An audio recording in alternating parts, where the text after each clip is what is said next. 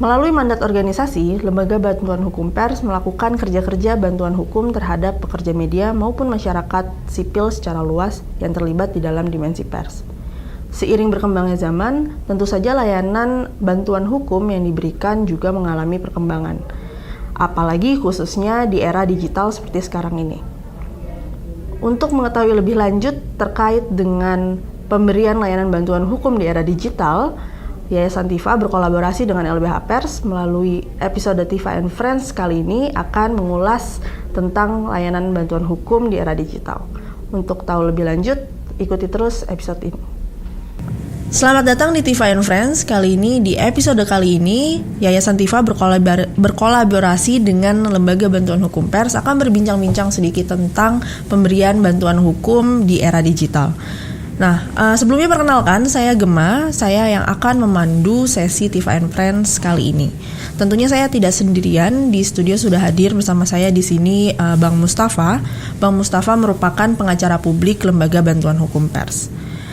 Nah, mungkin kita bisa langsung masuk aja dan saya akan membuka dengan pertanyaan sebagai konteks sebelum masuk ke inti dari yang akan kita bahas pada perjumpaan kita kali ini. Nah, Bang Mustafa, mungkin aku langsung aja ya. Mungkin Bang Mustafa bisa menjelaskan sedikit latar belakang dibentuknya Lembaga Bantuan Hukum Pers dan fokus-fokus kerjanya. Ya, mungkin sebelum saya menjawab pertanyaan Mbak Gemma ya, saya akan menyapa dulu pemirsa sahabat Tifa. Semoga sehat-sehat selalu ya, meski di cuaca yang tidak bersahabat ini. Kembali di pertanyaan Mbak Gemma tadi, mungkin saya akan mengawali bahwa di negara kita misalnya dengan sistem demokrasi tentunya akan sangat membutuhkan peran pers yang kuat. Namun ternyata pada kondisi saat ini ternyata kita belum melihat cukup adanya perlindungan terhadap pers, jurnalis, media, ataupun misalnya masyarakat yang menjadi whistleblower. Nah, padahal kalau kita melihat ya, Undang-Undang Pers sudah mengamanatkan ya pasal 8 di mana jurnalis dalam menjalankan profesinya itu mendapat perlindungan hukum. Nah, dalam penjelasannya siapa sih yang memberikan perlindungan hukum ya? Yang memberikan perlindungan hukum ya pemerintah, masyarakat, termasuk kita. Termasuk LBH Pers sebagai masyarakat juga ikut dalam memberikan perlindungan hukum.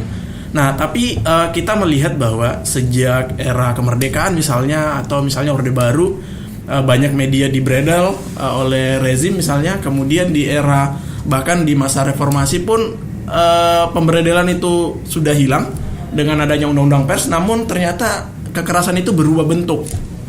Banyak media kemudian digugat, banyak media atau wartawan kemudian dipidanakan misalnya. Kita ambil contoh di awal-awal masa reformasi ya, tahun 2003, di mana Tempo setidaknya mendapat 10 serangan hukum. Media redaksinya digugat perdata di Pengadilan Negeri Jakarta Pusat dan di Pengadilan Negeri Jakarta Selatan. Dan juga ternyata misalnya pimpinan redaksi juga dipidanakan, dilapor polisi. Nah, kita melihat ternyata di sini perlindungan hukum terhadap jurnalis maupun media itu masih sedikit dibanding kemudian jumlah ketersediaan bantuan hukum. Nah, misalnya ketika misalnya media masih bisa dilapor, ya kita mempertanyakan di mana lokasi pemerintah memberikan perlindungan hukum. Tapi di sisi lain misalnya masyarakat sipil di mana posisinya memberikan perlindungan hukum ya. Kemudian lahirlah di tahun 2003 itu kemudian memicu beberapa lawyer muda yang kemudian tergabung dalam KPKP bersama misalnya AJI Jakarta, Aliansi Jurnalis Independen Jakarta ya. Kemudian berembuk kemudian pada tanggal 11 Juni 2003 di Tugu Proklamasi ya. Kemudian mendirikanlah LBH Pers yang memang sejak awal pendiriannya adalah untuk memberikan perlindungan atau pendampingan hukum terhadap media maupun jurnalis yang mendapat serangan. Memang waktu itu serangan yang paling banyak adalah serangan hukum ya. Kemudian perkembangannya LBH Pers sampai saat ini masih terus eksis memberikan pendampingan hukum. Tapi tidak hanya kemudian kita spesifik pada isu pers. Belakangan kita kemudian mencoba untuk meluaskan akses pemberian bantuan hukum ya. Tidak hanya bagi jurnalis, bahkan kita juga memberikan pendampingan hukum terhadap masyarakat, misalnya dalam konteks kemerdekaan kebebasan berekspresi, kemudian terkait hak memperoleh informasi, hak atas informasi. Kemudian kita juga mencoba untuk mengadvokasi pemenuhan hak-hak kesejahteraan pekerja media.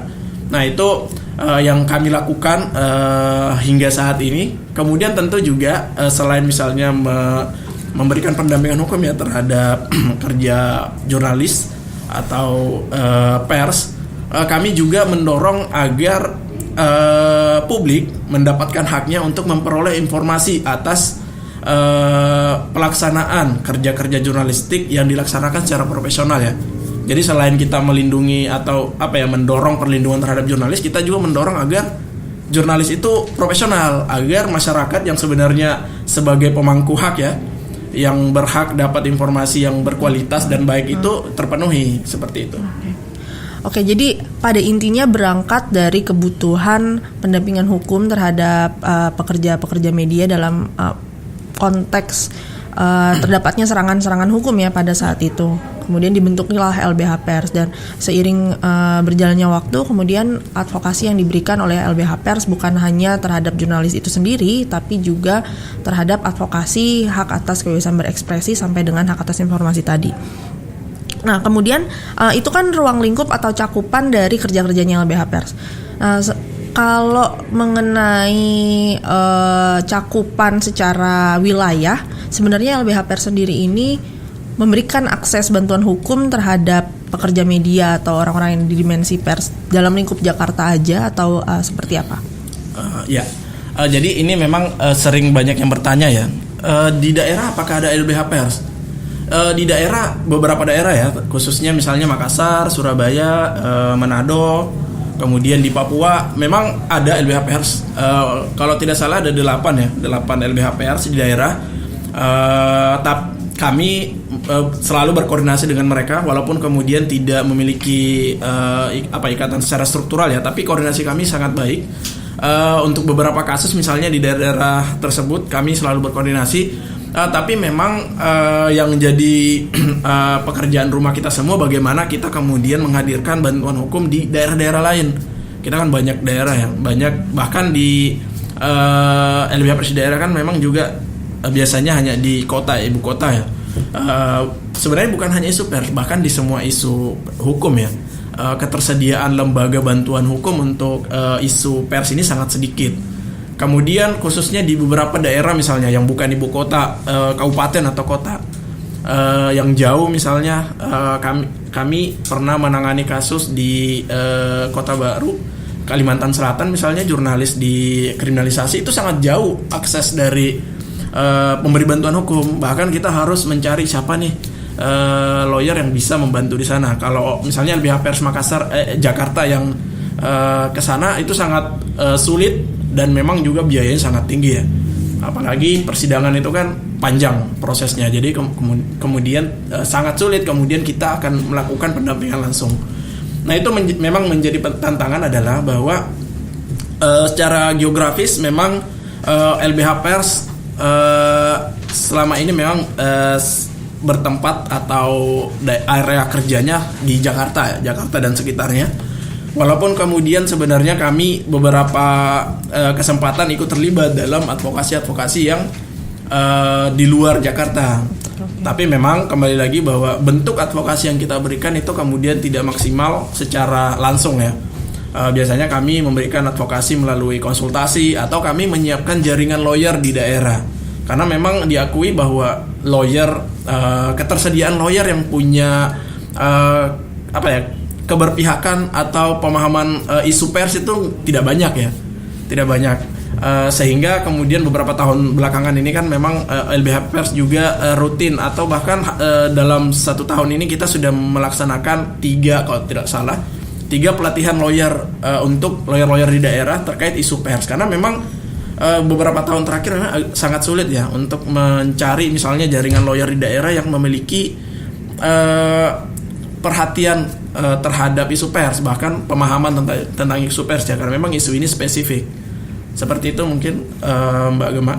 Oke, tadi mengingat demand bantuan hukum yang begitu banyak gitu ya, dan itu luas sekali jangkauannya sebenarnya, bukan cuman ada di Jakarta ataupun Jabodetabek, tapi juga tersebar di berbagai wilayah di Indonesia.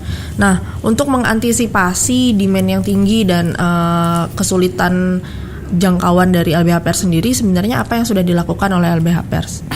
Ya, ini sebenarnya kalau pertanyaan ini ya, saya kembali mengingat di masa awal-awal pandemi ya, tahun 2020, LBH Pers dapat begitu banyak pengaduan dari masyarakat, khususnya pekerja media ya.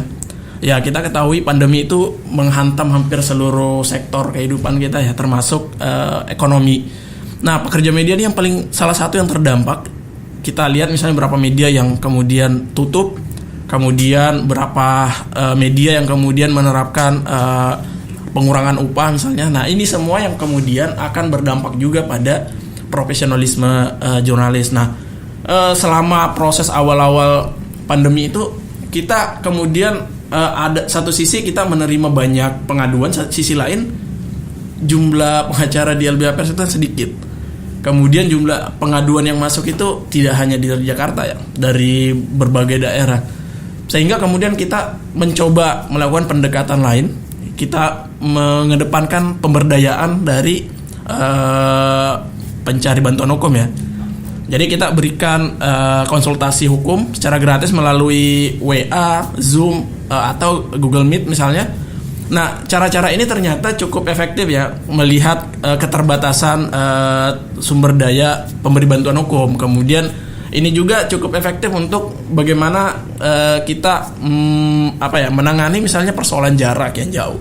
Kita tidak bisa langsung ke sana, tapi dengan kita memberikan masukan, pendapat hukum yang mudah untuk dimengerti dan mudah dieksekusi oleh pekerja media misalnya, dan itu dilakukan. Nah, ini kemudian kita mencoba kemudian membuatnya dalam bentuk yang lebih baik, terorganisir, kemudian lebih mudah untuk dijangkau, sehingga di tahun 2022 ya, tahun 2022 akhir kemudian kita mencoba mendevelop sebuah platform bantuan hukum virtual.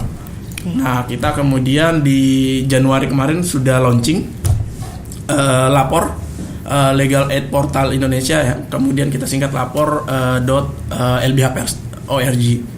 Nah, di situ kemudian kita memberi ruang untuk siapa saja, khususnya mungkin untuk beberapa isu, fokus isu kita ya, kayak misalnya kemerdekaan pers, kebebasan berekspresi, kemudian hak atas informasi, kemudian kesejahteraan media misalnya, pekerja media, dan beberapa isu lain sebenarnya yang terkait dengan pemenuhan hak-hak warga ya. Nah, di situ kita memberikan beberapa fitur layanan, salah satunya dengan misalnya kita menyiapkan kolom chat yang bisa kemudian secara interaktif kita saling komunikasi dengan warga atau pengadu ya. Jadi pengadu tinggal masuk atau login di website, kemudian masuk di kolom chat, kemudian akan langsung dibalas oleh lawyer. Jadi kita memang ada lawyer yang standby setiap hari, khususnya di hari kerja ya, Senin sampai Kamis di jam-jam kerja. Nah, itu kita akan langsung respon. Nah, selain chat live, kita juga menyiapkan form pengaduan. Jadi ketika misalnya tidak sempat berkomunikasi langsung melalui chat tersebut, bisa juga melalui pengaduan. Jadi kami akan mengecek setiap saat pengaduan itu, yang kemudian kita akan respon ya paling lama 2 kali 24 jam. Kita akan merespon bentuknya, apakah itu misalnya kita memberikan pendapat hukum sederhana ya dulu, karena kita kan belum dapat informasi detail ya, atau kita akan menghubungi lagi untuk kemudian kita konsultasi, tahu apa permasalahan yang dihadapi. Karena memang beberapa perjalanan ini kan kita sudah menerima 25 pengaduan ya di form pengaduan selama Februari sampai saat ini, dan memang beberapa dari pengadu itu tidak menulis secara detail ya apa permasalahannya, sehingga kita akan menindaklanjuti dengan pertemuan virtual seperti itu. Oke, jadi memang berangkatnya justru dari metode yang diterapkan pada saat pandemi kemarin ya, melalui instant messenger dan lain sebagainya, kemudian dikembangkan, dan ini juga selaras dengan pemajuan teknologi di era digital ini, kemudian melakukan pemberian akses bantuan hukum melalui platform digital tadi. Apalagi kalau misalkan kita mengingat kerja-kerja teman-teman pekerja media, khususnya teman-teman jurnalis yang memang pasti dalam melakukan kerja-kerja jurnalistiknya mereka sangat fleksibel waktunya gitu ya, dalam artian untuk melakukan konsultasi hukum itu pasti akan sangat terbantu dengan platform digital seperti yang disediakan oleh Lembaga Bantuan Hukum Pers ini, yaitu Legal Aid Portal atau lapor tadi ya.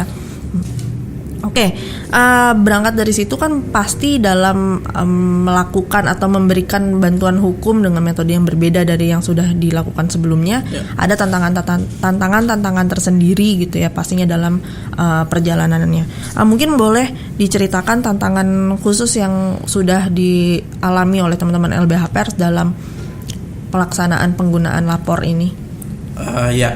Jadi memang tadi ya menyambung tanggapan Mbak Gemma ya. Jadi memang kita berpikir bahwa saat ini jarak sudah tidak menjadi masalah ya, dengan adanya teknologi informasi. Nah itu juga yang kemudian yang kita adopsi. Namun memang di sisi lain ada banyak tugas lagi, karena kalau kita berbicara teknologi informasi kan tidak lepas dari bagaimana penyiapan sistem elektroniknya, bagaimana keamanan dari web itu sendiri. Ya kita ketahui misalnya beberapa platform media pun kan sebenarnya kena serangan DDoS ataupun misalnya hacking. Nah ini yang kemudian menjadi salah satu tantangan kita ke depan, bagaimana kita bisa melindungi diri kita. Jadi kita jangan sampai melindungi orang lain. Ternyata platform yang kita buat ini justru yang diserang. Nah, ini memang yang menjadi tugas kita yang akan terus dikembangkan oleh LBH Pers. Nah, selain itu misalnya terkait bagaimana LBH Pers sebagai pengendali data, pemroses data ya. Karena otomatis orang-orang yang mengadu ke kita itu kan masukin data ya. Itu banyak tuh data pribadi yang mereka masukin saat mereka melakukan pengaduan. Nah, ini juga menjadi hal yang sangat kita perhatikan. Ya mengingat juga kita sudah memiliki regulasi ya yang cukup baik untuk perlindungan data pribadi warga negara, sehingga di website kita juga kita sudah menyertakan ya bagaimana kebijakan privasi kita, bagaimana LBH Pers memproses data-data seluruh pengguna ya, termasuk bagaimana kita akan menghapus atau menghapus data tersebut nantinya. Nah itu kita sudah mencoba untuk mengadopsi undang-undang PDP sendiri, walaupun nanti akan selalu ada perbaikan ya ke depannya seperti apa dalam konteks perlindungan data pribadi dari pengguna platform ini. Kemudian yang ketiga mungkin yang juga tidak kalah pentingnya ya, bagaimana sebenarnya LBH Pers bisa mensosialisasikan atau bagaimana warga yang sebenarnya membutuhkan pendampingan hukum bisa tahu bahwa ada loh platform ini. Nah karena misalnya sejak 1 Februari kita mulai jalankan platform ini, sebenarnya belum terlalu banyak ya yang menggunakannya. Jadi hitung-hitung baru 25 pengaduan dan 1 chat seperti itu. Jadi belum banyak, menurut kami belum banyak. Bahkan kebanyakan pengaduan itu justru datangnya via individu, jadi melalui WhatsApp misalnya dari jaringan kemana-kemana, kemudian atau misalnya dari jaringan organisasi lain kemudian merefer ke kita seperti itu. Jadi untuk misalnya memperkenalkan platform ini kepada halayak, mungkin itu yang kemudian sangat penting untuk kita lakukan ke depannya, bagaimana agar platform ini bisa benar-benar dijangkau oleh setiap orang. Jadi ketika misalnya ada permasalahan hukum yang dihadapi, itu bisa langsung kemudian mengadu, karena kan cukup mudah, tinggal masuk di website kemudian mengirim pengaduannya seperti itu. Lagian juga di era sekarang ya mungkin semua orang punya akses untuk masuk ke website seperti itu. Ini yang kita harapkan sebenarnya, agar kemudian benar-benar website ini bisa diketahui oleh semua kalangan. Jadi tidak hanya kalangan pers ya, bahkan masyarakat pun sebenarnya yang kemudian ternyata haknya untuk memperoleh informasi yang baik dilanggar oleh misalnya media. Misalnya ada pemberitaan yang merugikan dia yang tanpa konfirmasi misalnya, dan dia ingin keberatan tapi sulit untuk kemudian menempuh jalur yang baik, yang benar, misalnya seperti apa menempuh jalur untuk mempermasalahkan berita yang tidak berimbang misalnya ya. Itu bisa kemudian kita mencoba untuk membantu, memberikan pendapat bagaimana melakukan misalnya hak jawab, bagaimana mekanisme pengaduan ke Dewan Pers, bahkan kita bisa mendampingi ke Dewan Pers misalnya bagaimana agar dia mendapatkan haknya ketika misalnya dilanggar oleh media misalnya seperti itu. Jadi tidak hanya terkhusus pada media ya. Pada intinya adalah kita berharap bahwa media itu dilindungi, tapi hak warga negara untuk mendapatkan informasi yang baik dan berbobot ya, itu juga diberikan oleh media. Mungkin seperti itu. Oke.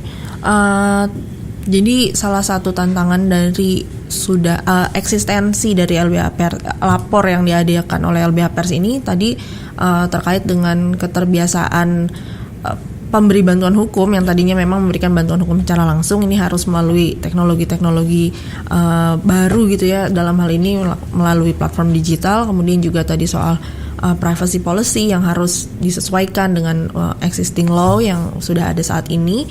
Kemudian juga tadi dari sosialisasi informasi mengenai eksistensi dari si lapor ini. Jadi memang sudah ada nih aksesnya, mereka sudah dapat mengakses, tapi kebetulan sayangnya masih belum terlalu banyak orang yang tahu. Jadi memang ini untuk pemaksimalan dari penggunaan website ini aja sebenarnya ya, yang ya semoga itu kedepannya akan terus berkembang.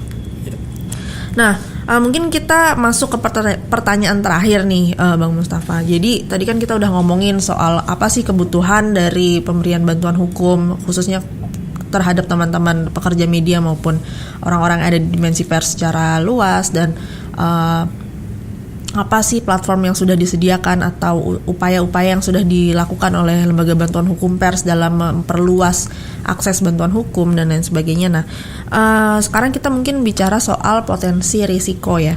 Dalam ya tadi kan tantangan yang sudah dirasakan. Nah, kemudian apa yang pengen aku tanyakan sekarang adalah potensi risiko dalam memberikan bantuan hukum melalui platform digital lapor ini. Apa sih potensi risiko yang dapat ditemui dan bagaimana LBH Pers memitigasinya? Ya, yang pertama mungkin yang tadi ya yang saya sampaikan terkait bagaimana kita melindungi data ya. Karena ketika kita kemudian gagal melindungi data itu kan ada konsekuensi hukum.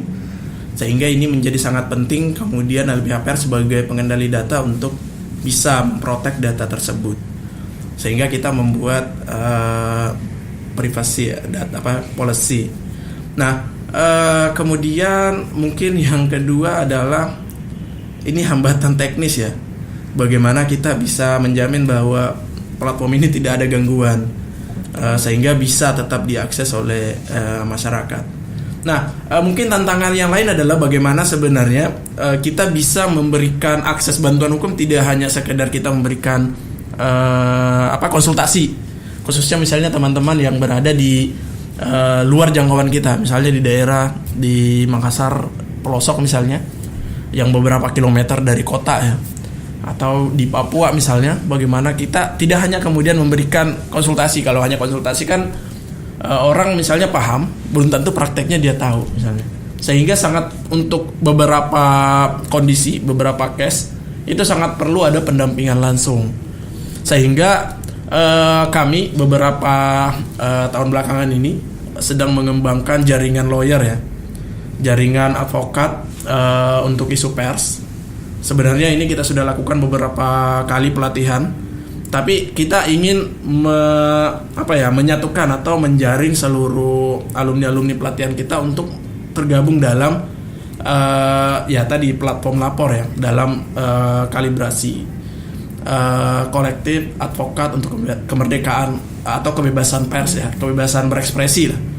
Nah, kita sudah jalan beberapa pelatihan, kemudian kita coba untuk menggait agar bisa bareng-bareng nih kita advokasi, karena kami merasa bahwa LBH Pers tidak bisa nih sendiri mengadvokasi jurnalis di seluruh wilayah Indonesia ya. Yang kasusnya setiap tahun kami mencatat setiap tahun ada lebih 50, tidak pernah turun 50 sejak tahun khususnya yang saya data ya. Itu sejak 2019 itu tidak pernah turun dari angka 50 kasus. Itu berapa persen dari jumlah personil LBH Pers tuh. Nah, sehingga memang kita meyakini bahwa keterlibatan advokat lain di daerah-daerah itu sangat penting. Nah, inilah yang kemudian kita coba kembangkan ke depannya, bagaimana yang memberikan perlindungan itu berdasarkan amanat undang-undang ya, pasal 8 Undang-Undang Pers. Masyarakat dalam hal ini misalnya lembaga-lembaga bantuan hukum itu bisa memberikan perlindungan terhadap pers seperti itu dimanapun, sehingga itu yang kemudian kita ajak, ayo kita bareng-bareng memberikan perlindungan, karena bagaimanapun tanpa pers yang merdeka ya, yakinlah sebenarnya demokrasi kita semu. Jadi mungkin di luar kita kayak bisa ngomong, tapi sebenarnya dalam hati banyak yang tidak bisa kita ungkap. Seperti itu. Oke, jadi sebenarnya bentuk mitigasi dari potensi-potensi risiko yang ada dalam memberikan bantuan hukum melalui platform digital ini juga salah satu bentuk yang bisa dikatakan sebagai bagaimana pemberian bantuan hukum secara digital ini dapat dikembangkan ya. Jadi memitigasi kesempitan pemberian bantuan hukum dengan menjaring lawyer-lawyer di berbagai daerah untuk sama-sama bersinergi dan berjejaring untuk memberikan akses bantuan hukum. Nah, oke, mungkin itu tadi sebagai penutup juga dari bincang-bincang kita pada sesi Tifa and Friends kali ini, baik kepada teman-teman jurnalis maupun seluruh orang-orang yang terlibat di dalam dimensi pers. Jika mengalami kendala atau permasalahan hukum, dapat mengunjungi laman lapor pada lapor.lbhpers.org untuk memberikan atau mengadukan permasalahan hukumnya kepada LBH Pers, lalu nanti pasti akan mendapatkan jawaban dan respons terhadap pengaduan yang diberikan tersebut. Nah, mungkin itu saja dari sesi Tifa and Friends kita kali ini. Dukung terus layanan bantuan hukum dan perluasannya, khususnya di era digital ini melalui platform digital bantuan hukum yang disediakan oleh Lembaga Bantuan Hukum Pers. Terima kasih dan sampai jumpa. Sampai jumpa.